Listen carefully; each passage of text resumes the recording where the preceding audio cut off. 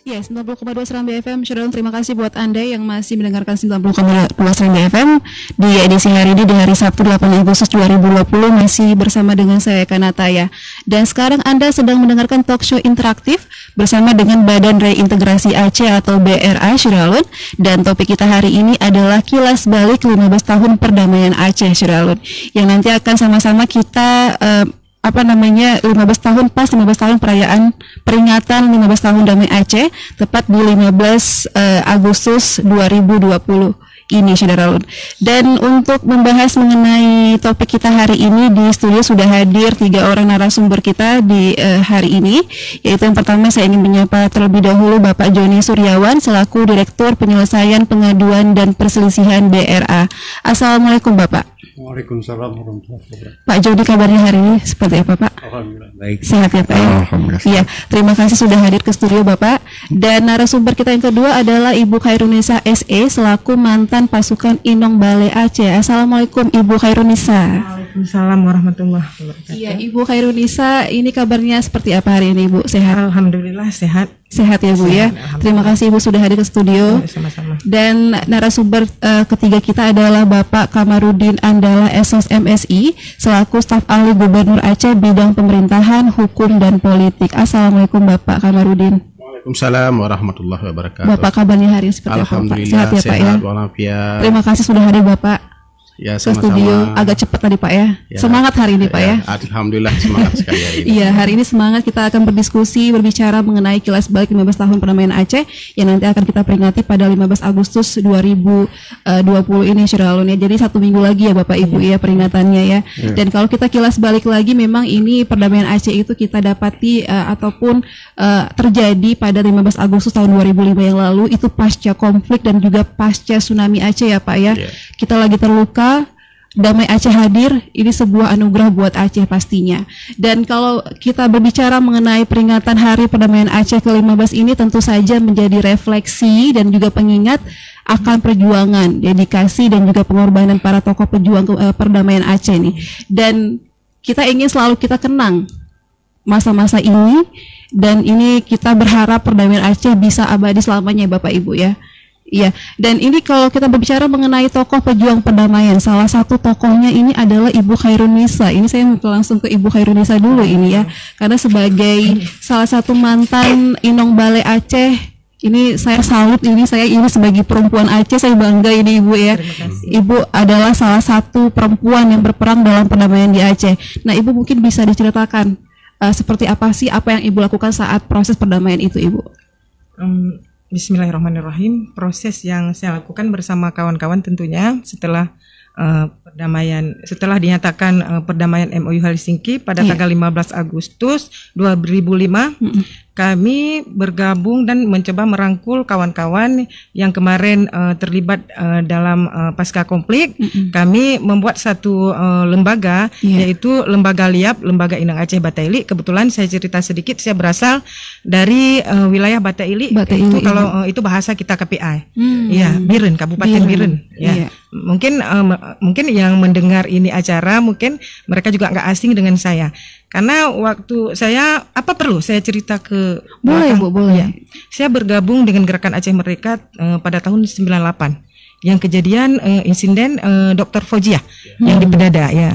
Saya dari situ saya bergabung 98 saya latihan di Cetkrut Pedada ya, latihan perempuan pertama. Ya. Setelah itu tahun 2000 saya menikah, 2001 saya jadi buronan selama 2 tahun setengah. Anak pertama saya melahir di hutan si kakak 2002. Setelah itu selepas damai, ini kita singkat aja, boleh ya? Boleh ya. Iya. Saya mencoba bangkit, saya sendiri pertamanya, saya mencoba bangkit. Bagaimana kita ubah cara pola berpikir kita kaum perempuan, kawan-kawan, jangan ada sampai terjadi konflik baru. Jadi bagaimana peran kita perempuan ini setidaknya seiring dengan kaum laki-laki. Kita berjuang, coba kita apapun saya lakukan. Kemarin saya pernah bergabung dengan LINA, Liga Inong Aceh. Ya. Saya mencari di mana ya bisa kita bernaung, ada satu wadah yang memang mampu untuk merangkul kawan-kawan. Dan akhirnya 2007 saya diangkat oleh Bapak Mujakir Manaf atau yang biasa kami panggil Mu'alim jadi Ketua Inung Balai untuk Kabupaten Biren. Itu pertama. Mungkin menurut pengamatan saya, pertama sekali yang merangkul kombatan perempuan atau pasukan Inung Balai itu adalah saya. Jadi dari situ makanya Biren kenapa agak persatunya lumayan dibandingkan dengan kabupaten lain, karena di situ peran saya. Pertama, saya mengajak kawan-kawan coba kita belajar bahasa Inggris. Karena apapun kita kan harus menyaingi sesuai dengan kondisi modern, gitu lah, sesuai dengan zaman. Dan les komputer. Jadi di Lina di situ kami digratiskan, di situ kami les komputer, dan akhirnya ada beberapa tempat yang kami dari perempuan ini, dari pasukan Inung Balai ini dilibatkan, termasuk di BRA Aceh dulu, di Banda Aceh Provinsi waktu Om Nur Juli ketua.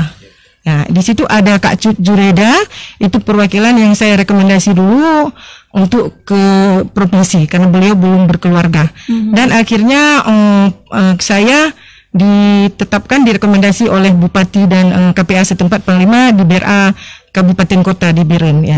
Dari situ juga ada sedikit bantuan-bantuan yang coba saya galang. Kadang-kadang inilah namanya hidup. Jadi hidup tidak ada yang indah walaupun dalam pasca damai. Saya juga berjuang di mana ada judul yang bisa untuk saya tempuh, untuk saya tarik, saya ambil untuk jadi untuk bisa membantu kaum saya, kaum perempuan pasukan Inung Balai. Saya coba.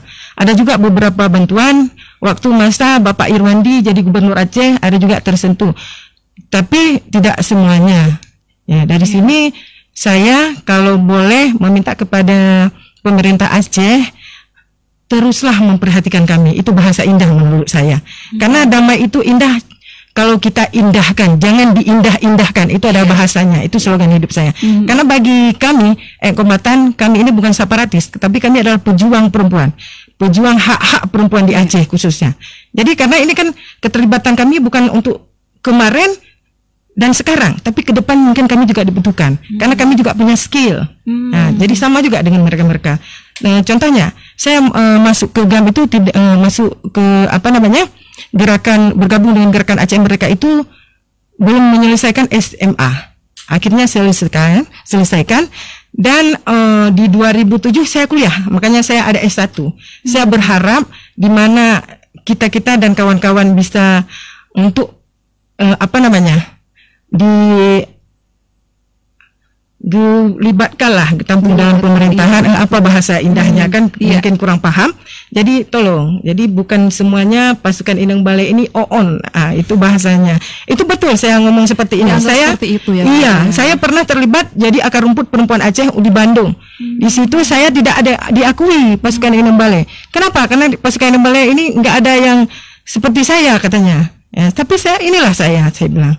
Karena setiap ada kemauan Allah pasti memberikan jalan. Itu intinya. Iya. Ya, coba itu sedikit. Iya, Ibu Khairinisa, terima kasih Pak. Gimana Pak Kamarudin ini melihat keluh kesah Bu Khairinisa yang melihat kalau bisa selalu dilibatkan dan selalu dibantu teman-teman ex-kombatan ini untuk selalu bisa sejahtera hidup. Seperti apa Pak tanggapan Bapak dari perwakilan pemerintah Aceh? Oke, terima kasih. Assalamualaikum warahmatullahi wabarakatuh. Waalaikumsalam warahmatullahi wabarakatuh. Pertama, kami menyampaikan kepada manajemen radio Serambi FM yang sudah mengundang kami di dalam talk show hari ini dalam rangka membahas bagaimana perdamaian Aceh yang sudah berlangsung 15 tahun silam. Iya Pak. Mungkin kami dari sisi pemerintah mungkin akan sedikit menceritakan pasca MOU Helsinki. Kalau sebelum Helsinki mungkin Ibu ini yang cerita, Bapak Joni yang mencerita itu pengalaman-pengalaman di lapangan. Walaupun kami ada juga sedikit pengalaman. Nah, jadi pasca MOU Helsinki dilahirkan Undang-Undang Nomor 11 Tahun 2006. Kemudian dari undang-undang itu pemerintah Aceh ya berjuang. Berjuangnya dengan siapa? Ya dengan pemerintah pusat.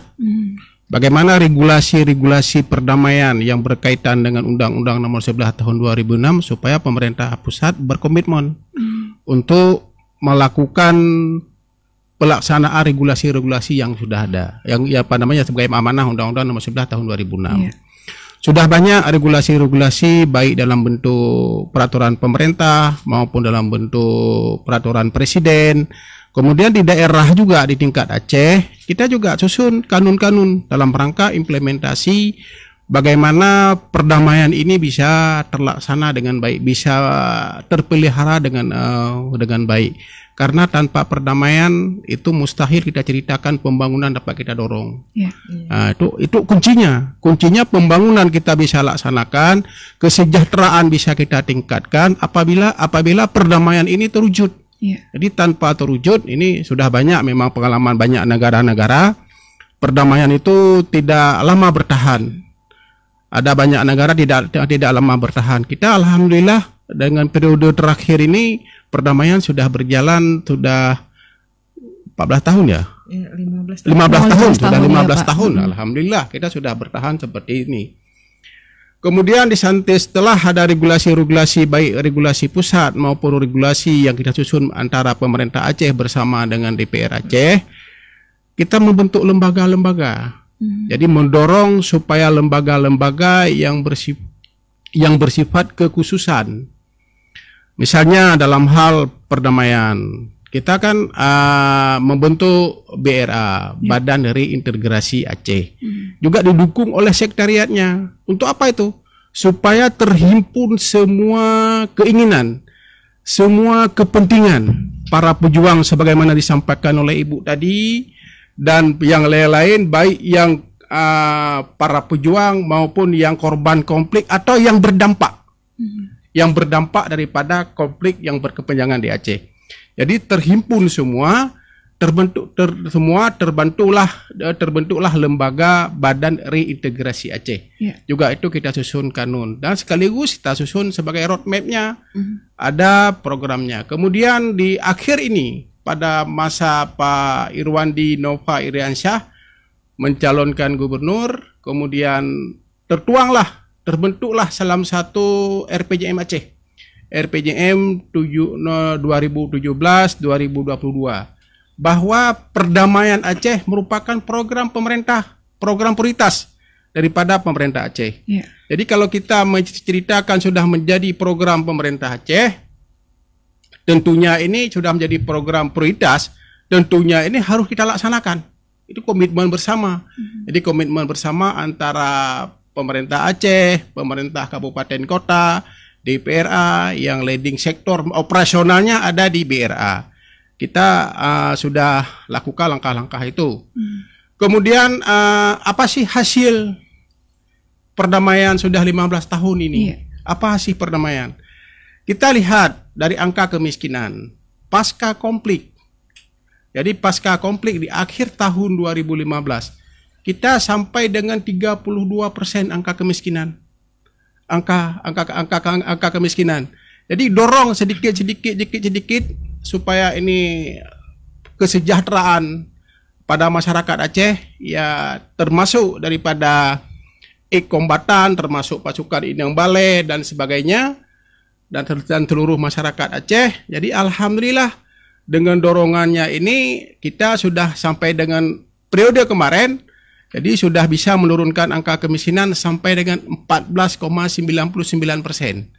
Ini sudah jauh menurun dari 32 lebih angka kemiskinan yang ada di Aceh pada saat pasca MOU, di awal-awal MOU Helsinki. Iya. Kemudian bagaimana ke depan? Sebagaimana Ibu ceritakan ini, bagaimana kaum perempuan apalagi yang dulu berkiprah di dalam pasukan Inang Balai, kemudian ada perempuan-perempuan lain yang saat ini kehidupan terbentuk dalam satu wadah. Jadi pemerintah Aceh sangat mengharapkan partisipasi semua pihak termasuk kaum perempuan di dalam menggerak pembangunan Aceh, termasuk menggerakkan berpartisipasi di bidang perdamaian Aceh. Ini saya rasa sangat-sangat penting sekali. Jadi alhamdulillah ini Ibu ini bisa menggerakkan perempuan-perempuan lain. Saya rasa ini merupakan mitra pemerintah Aceh. Tentunya nanti dikoordinasikan oleh BRA. Ini sangat-sangat penting, saya rasa ini suatu langkah yang baik. Tidak mungkin pembangunan ini kita dilaksanakan oleh pemerintah semata. Jadi perlu keterlibatan semua pihak, termasuk kaum perempuan. Jadi kaum perempuan ini berkontribusi yang baik saya rasa untuk mewujudkan perdamaian Aceh. Apalagi di musim Covid ini. Iya. Jadi di musim Covid ini juga diperlukan peran perempuan dalam rangka yang pertama mensosialisasikan kepada masyarakat, sekaligus seperti pemerintah Aceh kemarin dalam hal pengadaan masker, masker. Jadi masker kita tidak beli dari luar, tapi kita berdayakan perempuan-perempuan supaya bisa memproduksi masker. Kita bagikan kepada masyarakat yang ada. Itu masker yang dibagi-bagikan itu Bu adalah peran daripada perempuan. Jadi bekerja sama dan bermitra dengan pemerintah Aceh. Kira-kira seperti itu Bu, kira-kira. Iya, baik, terima kasih Pak Kamarudin. Ini ke Pak Joni dulu sebagai BRA ya, dari perwakilan BRA ini, mengenai BRA ini sebagai operasional kalau tadi kata Pak Pak Kamarudin. Nah, sejauh ini BRA sendiri melihat ini seperti apa Pak? Maksudnya peran BRA sendiri untuk menyatukan, mensejahterakan semua ekskombatan, apakah semua ekskombatan Inong Baleka atau GAM juga atau para korban konflik itu sudah sejahtera semuanya, atau seperti apa Pak Joni? Oke. Terima kasih. Assalamualaikum warahmatullahi wabarakatuh. Waalaikumsalam warahmatullahi wabarakatuh. Memang awal-awal terbentuknya BRA itu masih semacam ad hoc dulu, ketika dulu di awal-awal damai, sebelum kondisinya seperti ini. Nah, belajar dari kelemahan-kelemahan dan kelebihan-kelebihan yang ada di BRA yang lama, kemudian BRA yang baru diperkuat dengan produk hukum berbentuk Kanun Aceh, sehingga BRA menjadi lembaga istimewa yang bukan yang non struktural di pemerintahan Aceh dan satu-satunya di Indonesia. Nah, alhamdulillah hari ini kita memasuki 15 tahun perdamaian Aceh. 15 tahun perdamaian Aceh ini adalah setengah periode perang sudah kita lalui. Sudah dari 30 tahun konflik bersenjata yang terjadi di Aceh. Nah, ketika kita bertanya bagaimana kondisi kawan-kawan kombatan dan korban konflik serta para tapol-napol yang merupakan terhimpun dalam kelompok sasaran program BRA sebagaimana yang diamanahkan oleh Kanun, hampir rata-rata kondisi mereka sangat memprihatinkan. Bahkan mereka hari ini yang pernah sampai ke kami itu masih dalam kondisi baru dioperasi, bahkan besi operasinya itu masih ada di tulang rusuknya. Tapi sayangnya BRA nggak bisa tangani. Karena memang ada beberapa hal yang menjadi kendala bagi BRA sendiri. Yang pertama soal bagaimana koordinasi perobatan untuk mereka. Di satu sisi masih ada pihak di pemerintah yang mengatakan ini dana untuk pengobatan kesehatan mereka nggak bisa dialokasikan lagi dari APBA karena sudah ada JKA BPJS. Nah, ketika kita koordinasi dengan pihak rumah sakit dan sebagainya, BPJS itu tidak menanggung persoalan korban perang. Jadi hal-hal seperti ini terus kita alami. Bahkan kondisi ketika di tahun 2017 ada dana sekitar hampir 7 miliar yang harus kita kembalikan lagi ke pemerintah daerah karena memang tidak bisa tereksekusi oleh persoalan-persoalan yang seperti ini tadi. Nah, hari ini kita lihat proses reintegrasi sebagian orang menganggap sudah selesai, padahal belum. Kita baru memulainya. Jika memang ada orang yang mengatakan, oh sudah selesai karena ketika awal mereka damai, mereka diberikan dana 25 juta per orang dan sebagainya, bla bla bla bla bla. Dan dengan itu mereka harus bisa bertahan hidup. Sekarang kita berpikir logis saja lah.